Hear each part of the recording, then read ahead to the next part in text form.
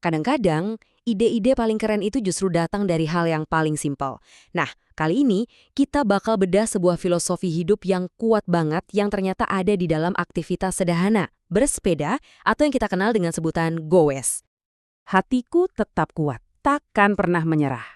Dengerin deh kalimat ini. Ini adalah jantung dari semua pembahasan kita.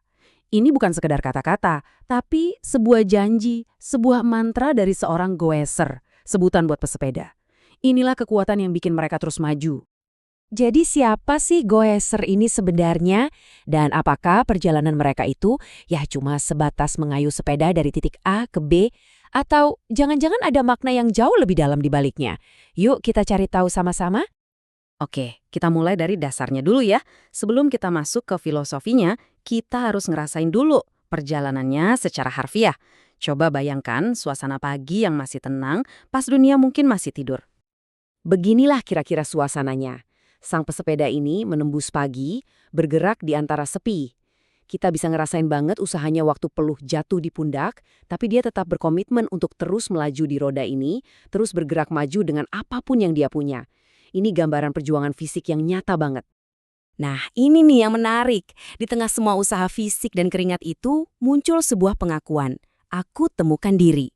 Ini petunjuk pertama kita kalau aktivitas ini bukan sekadar olahraga. Ini semacam meditasi sambil bergerak, sebuah momen buat menemukan diri sendiri. Terus, apa rintangan utamanya? Bukan tanjakan yang curam, bukan cuaca buruk yang disebut, tapi sesuatu yang lebih simpel, jalan yang berliku. Nah, gambaran ini penting banget, jadi tolong diingat ya. Disinilah kita berhenti sejenak buat bertanya, apakah jalan berliku ini beneran cuma soal tikungan di depan?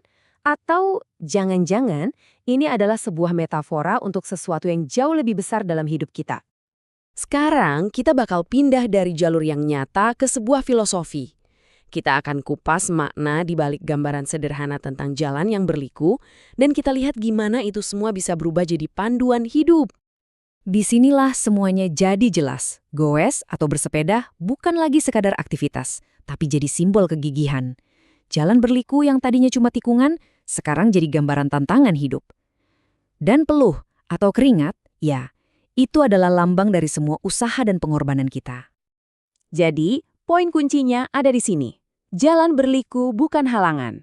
Wow, ini sebuah deklarasi. Ini adalah perubahan cara pandang. Dari yang tadinya melihat tantangan sebagai tembok, menjadi melihatnya sebagai bagian dari jalan yang memang harus dilewati. Nah, inilah dia inti dari filosofi goes.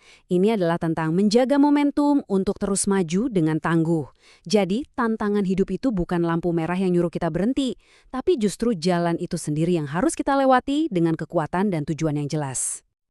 Oke, konsepnya udah dapat. Sekarang pertanyaannya, gimana cara kita menerapkan pola pikir goeser ini dalam kehidupan kita sehari-hari? Mari kita bedah langkah-langkah praktisnya. Ada 4 prinsip utamanya. Pertama, hadapi jalanan. Artinya jangan lari dari masalah, akui aja kalau itu ada. Kedua, terus bergerak. Sekecil apapun langkahnya, yang penting maju. Ketiga, genggam mimpimu. Ini yang jadi bensin kita. Dan yang paling penting, keempat, kuatkan hatimu. Karena semua kekuatan ini berawal dari dalam. Prinsip ketiga ini nyambung banget sama liriknya. Mimpiku titipkan selalu, walau peluh jatuh di pundak. Ini nunjukin kalau mimpi itu bukan sesuatu yang kita kejar pas lagi santai aja, tapi justru sesuatu yang kita pegang erat-erat pas kita lagi berjuang paling keras. Kalau ditarik benang merahnya, keempat prinsip tadi itu semuanya berdiri di atas satu fondasi utama, satu ide inti, yaitu keyakinan yang nggak bisa digoyahkan, sebuah janji ke diri sendiri bahwa Anda tidak akan pernah menyerah. Inilah yang menopang semuanya. Saat kita benar-benar menerapkan filosofi ini, ada sesuatu yang luar biasa terjadi. Kita berhenti melihat tantangan sebagai sesuatu dari luar yang menghalangi kita. Sebaliknya, tantangan itu justru jadi bagian dari diri kita, bagian dari perjalanan kita. Jalanan dan pengendaranya jadi satu. Dan kita kembali lagi ke titik awal. Hatiku tetap kuat, tak akan pernah menyerah. Sekarang, kalimat ini kedengarannya jadi beda kan? Ini bukan lagi cuma kalimat penyemangat, tapi sebuah kesimpulan dari filosofi hidup yang dalam banget. Jadi, setelah semua ini, pertanyaannya kembali kepada Anda. Dalam hidup Anda saat ini, tantangan apa sih yang jadi jalan berliku Anda? dan bagaimana Anda akan terus mengayuh untuk melewatinya?